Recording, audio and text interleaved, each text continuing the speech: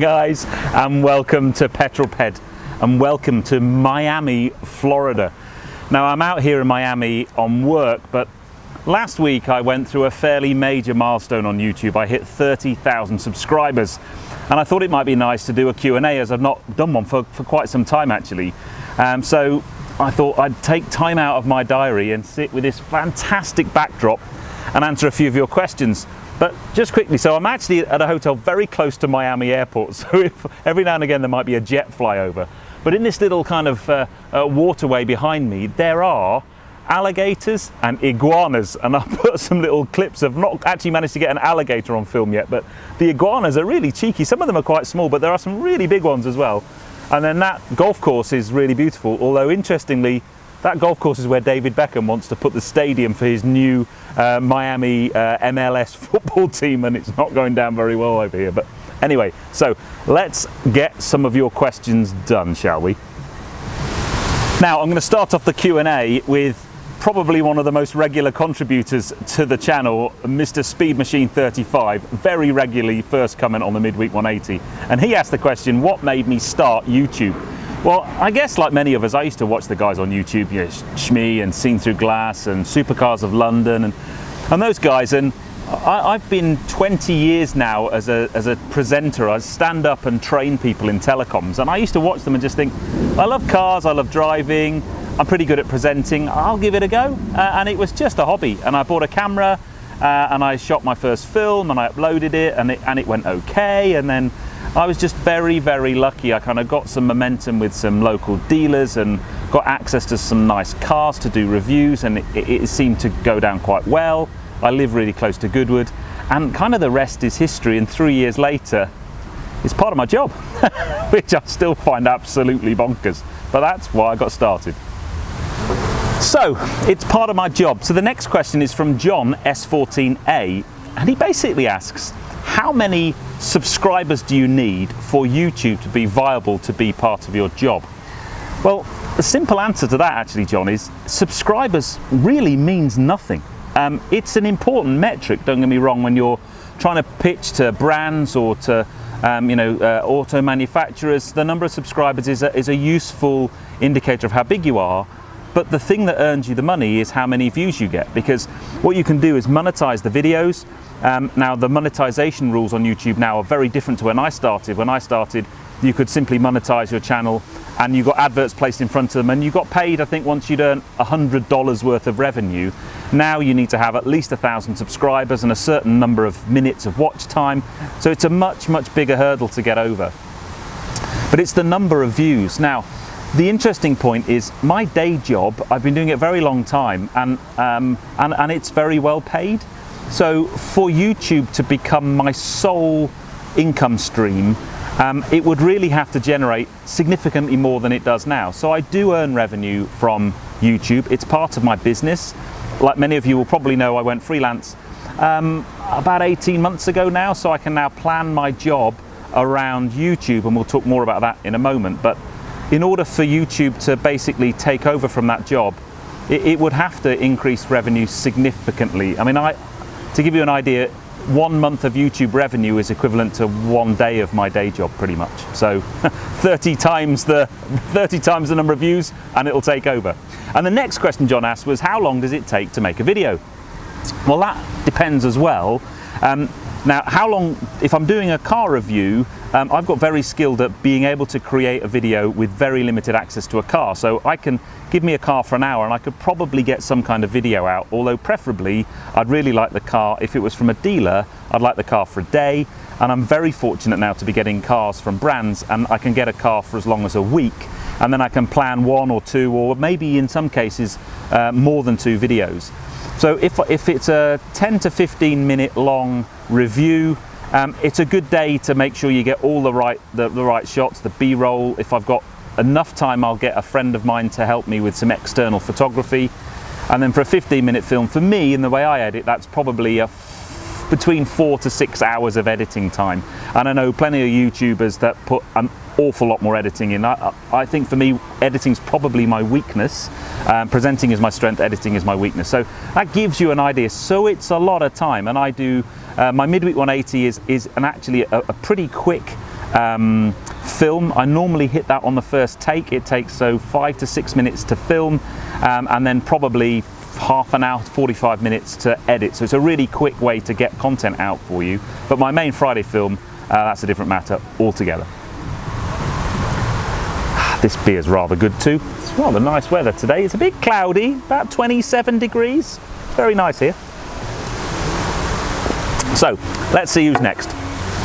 So another related question from Philip Parks, another regular contributor. Thank you very much for your regular contributions, Philip. He's basically asked, how do I fit YouTube in around my main job?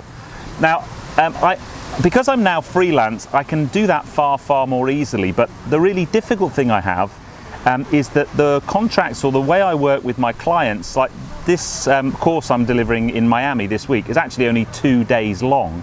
But most of the programs I deliver are 5 days. So that's a whole Monday to Friday, or in some cases Sunday to Thursday block of time. And I need to offer those to clients, in some cases months and months in advance. And my challenge is, if I've already offered a 5-day block to one of my clients for my training business, and then a YouTube opportunity comes up, then very often I have to turn it down, and it's heartbreaking. I've been offered and turned down some unbelievable trips, foreign press trips in places in Italy, and track driving experiences, and all kinds of things, and that's just I have to live with that, unfortunately.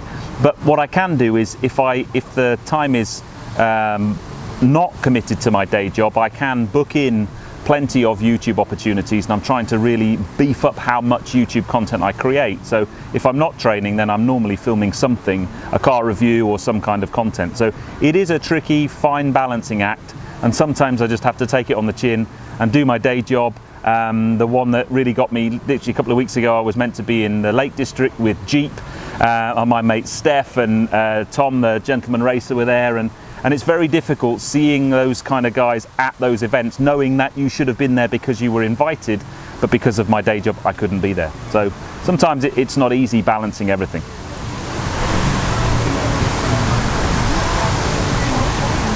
More beer. Hope this Q&A is not too long, otherwise I'll have to go and get some more beer. Okay, so a question from 68 Tony N on YouTube. I think that's how you say it, mate. Basically, what's the most memorable or most special or best road car I've driven? And I get asked this question all the time, and I find it very difficult. I think the most memorable ones are probably the ones where the first very special cars I got. I remember the first time I got to drive the V6 F-Type, and it was the first proper performance car I'd had on the channel, and it was just I felt like I'd almost kind of made it. And then you step that up the first time you drive a supercar. My first supercar was an R8. First time I drove a McLaren. I still love the 570S McLaren. I think it's an exceptionally good car. Most memorable, I think it's probably the V12 Vantage S Roadster, or the Vanquish S that I had, both Aston Martins. Probably the Vanquish S, because it just sounded unbelievable. But then you get little gems like the little Suzuki Swift Sport was just fantastic. I've had 2 Abarths that have made me smile for weeks after I've given them back. The little 695 Rivale and the 124 Spider, they were just fantastic little cars. So every car in its own way has something that I love about it, and very rarely, I've said a couple of times on the channel, I don't really think there are that many bad cars out there. There are cars that have things that could be better, but there aren't many really bad cars. So I just love driving and getting in anything. Cars that I haven't driven yet that I really want to is, I haven't really had a Ferrari on the channel yet, and I'd love to drive one of those. But I'll let you into a little secret. I've been invited to the Goodwood Media Day, which takes place in a few weeks' time, and hopefully I'm going to get the chance to drive the Ford GT and the new Aventador SVJ and the DBS Superleggera all on track at Goodwood. So I think that's going to be a pretty special day. And then the last question from YouTube's from Philip Hall. Actually, 2 questions. First question was, are we actually going to ever get Mrs. Petrol Ped on camera? And the simple answer to that is, don't hold your breath. She's very camera shy. She's really not She's very supportive of what I do, but not interested in the slightest on going on camera, which is a shame because she's actually a brilliant driver. And then the second question, which I thought was quite interesting, was about Nick Hamilton being offered a full-time touring car drive this year. And I just think that's absolutely brilliant. I've got a huge amount of admiration for him. You know, struggling in through a lot of adversity.